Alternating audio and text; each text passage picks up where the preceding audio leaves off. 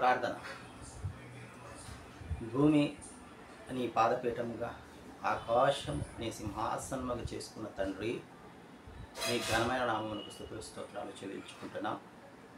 నీవు పవిత్రుడై పరిశుద్ధుడైన ప్రకారముగా మేము పరిశుద్ధముగా పవిత్రములుగా ఉండాలని నీ మాటల చేత మమ్మలను నీ పోలికలోనికి నీ రూపాంతరము చెందించుచున్న విధానం బట్టి మీకు స్తుతులు స్తోత్రాలు చెల్లించుకుంటున్నా. శరీరము బలహీనమని నీవు ఎరిగి అనేక మార్లు మా ఎడల కృప చూపుచు మమ్మల్ని బ్రతికింప చేయించిన విధానం బట్టి మీకు స్తుతులు స్తోత్రాలు చెల్లించుకుంటున్నా. ఆ విషయమును మేము గ్రహించి నీ వైపు తిరిగి నీ మార్గముల్లో నిల్చున్నట్లుగా మమ్మల్ని బలపరుస్తూ నీ వాక్యము ద్వారా ఉదక స్నానం చేయించున్న విధానం బట్టి మీకు స్తుతులు స్తోత్రాలు చెల్లించుకుంటూ ఈ మా మనలో మా రక్షకుడు విమోచకుడు యెషువా మెస్సీయ నామమున అడిగి పొందుకుంటున్నాం తండ్రి. ఆమేన్. శుద్ధుడా నీ పిలుపు వింటిని, అద్దరికి నే పయనమైతిని. శుద్ధుడా నీ పిలుపు వింటిని, అద్దరికి నే పయనమైతిని. ప్రొద్దుపోయెను భయములాయెను, ప్రొద్దుపోయెను భయములాయెను. ఉద్ధరించగా ఈశ్వరా, ఆదుకోవయ్యా నాకు యాషువా. అల్లలపైనే నడచినా నాదు యాషువా, ఆదుకోవయ్యా.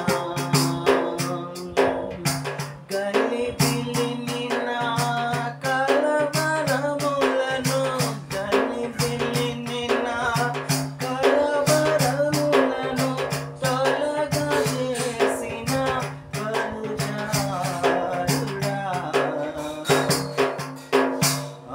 ఆదుకోవయ్యా నాదు యాషువా.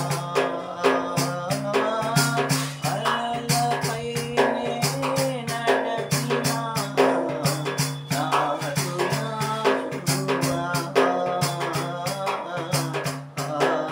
ఆదుకోవయ్యా.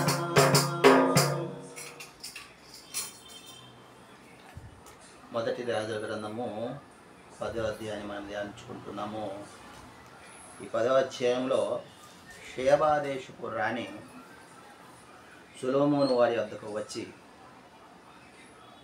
అక్కడున్న పరిస్థితులను గమనించి, నేను తెలుసుకున్న దానికంటే కూడా సొలొమోను రాజు గారు అధిక జ్ఞానము గల వ్యక్తి, అధిక సంపన్నుడని తెలుసుకొని సొలొమోను వారు పూజించేటటువంటి మరి అదోనే వారిని స్తుతించినట్లుగా మనము మొదటి భాగంలో చూచాము. ఆ తర్వాత ఆమె తీసుకొని వచ్చినటువంటి రత్నములు, బంగారములు, గంధవర్గములు ఇవన్నీ కూడా సొలొమోనుకు విస్తారముగా ఇచ్చినట్లుగా చూస్తున్నాం. ఇంతకుముందు ఎప్పుడూ కూడా అంత ఎవరు కూడా ఇవ్వనట్టుగా ఇచ్చినట్టుగా చూస్తున్నాము. ఇంకొక పక్క హీరాము ఓఫీరు దేశము నుంచి తెచ్చినటువంటి చందనపు మ్రానులు, రత్నములు మరి సొలొమోను వారికి ఇచ్చినట్లుగా చూస్తూ ఉన్నాము. ఇవన్నీ కూడా ఈ సొలొమోను రాజు అదోనే వారి మందిరము మరియు రాజనగర్ను కట్టడానికి ఉపయోగించినట్లుగా, ఆ తర్వాత గాయకులకు సితారులను, స్వరమండలాలను ఈ యొక్క మ్రాను ద్వారా ఉపయోగించి చేయించినట్లుగా ఈ అధ్యాయం మనం చూస్తూ ఉన్నాం.